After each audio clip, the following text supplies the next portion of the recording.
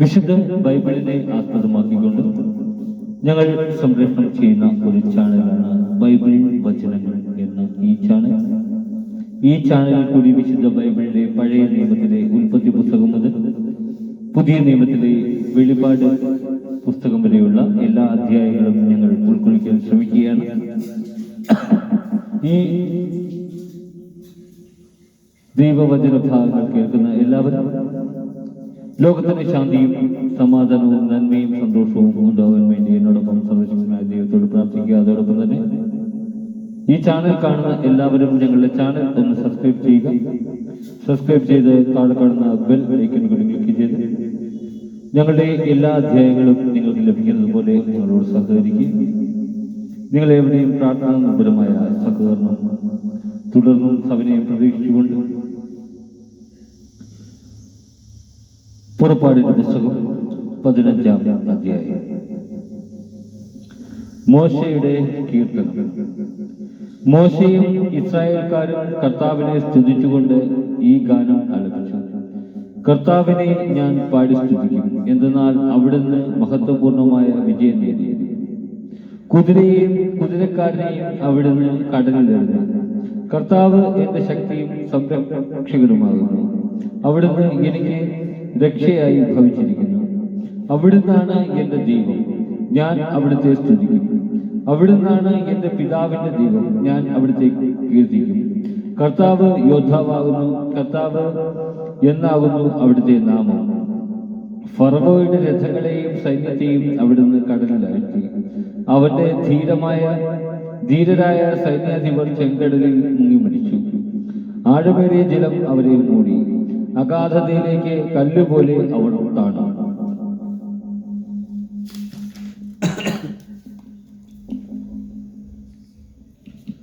കർത്താവേ, അങ്ങയുടെ വലത്തുകൈ ശക്തമായി മഹത്വമാർന്നിരിക്കുന്നു. കർത്താവേ, അങ്ങയുടെ വലത്തുകൈ ശത്രുവിനെ ചിതറിച്ചിരിക്കുന്നു. അനന്തമഹിമയാൽ അങ്ങ് എതിരാളികളെ തകർക്കുന്നു. കോപാഗ്നി അയച്ച് വൈക്കോൽ എന്ന പോലെ അവരെ ദഹിപ്പിക്കുന്നു. അങ്ങയുടെ നിശ്വാസത്താൽ ജലം കുന്നുകൂടി, പ്രവാഹങ്ങൾ നിശ്ചലമായി, കടലിന്റെ ആഴങ്ങൾ ഉറഞ്ഞ് കട്ടയായി. ശത്രു പറഞ്ഞു, ഞാൻ അവരെ പിന്തുടർന്ന് പിടികൂടും. അവരുടെ വസ്തുക്കൾ ഞാൻ കൊള്ളയടിച്ച് പങ്കുവയ്ക്കും.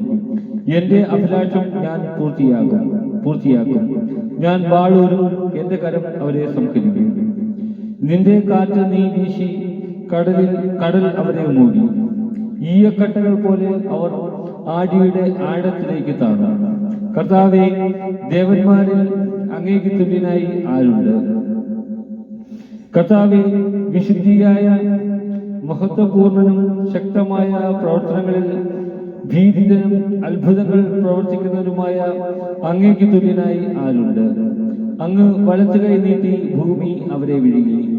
അങ്ങ് വീണ്ടെടുത്ത ജനത്തെ കാരുണ്യത്തോടെ അങ്ങ് നയിച്ചു. അങ്ങയുടെ വിശുദ്ധ വസതിയിലേക്ക് ശക്തിയാൽ അവിടുന്ന് അവരെ നയിച്ചു. ഇത് കേട്ട് ജനതകൾ ഭയന്ന് വിളിച്ചു. ഫിലിസ്തീയർ ആകുലരായി. എല്ലാ പ്രഭുക്കന്മാർ പരിഭ്രാന്തരായി. ഒമാവാബിലെ പ്രബലന്മാർ കിടിലം കൊണ്ടു. കാനാൻ നിവാസികൾ മൃതപ്രായരായി. അങ്ങയുടെ ജനം കടന്നു പോകുന്നത് വരെ, കർത്താവെ, അങ്ങ് വീണ്ടെടുത്ത ജനം കടന്നു പോകുന്നത് വരെ ഭീതിയും പരിഭ്രാന്തിയും അവരെ കീഴ്പ്പെടുത്തുന്നു.